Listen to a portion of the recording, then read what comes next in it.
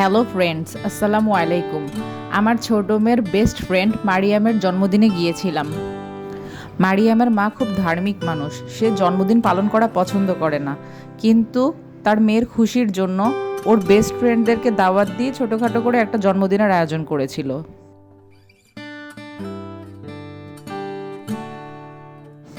মারিয়ামের জন্মদিনের কেকটাও খুব সুন্দর হয়েছিল, মাশাল্লাহ।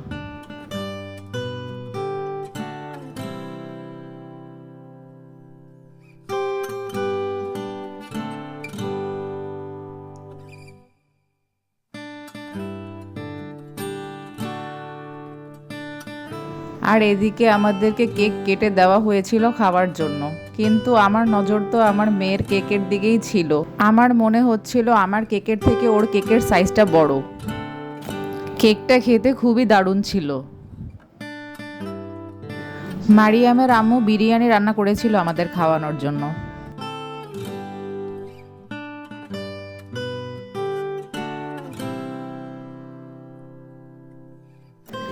মারিয়ামের আম্মু আমাদেরকে খাবার বেড়ে দিল আর আমরা সবাই খেতে বসে পড়লাম।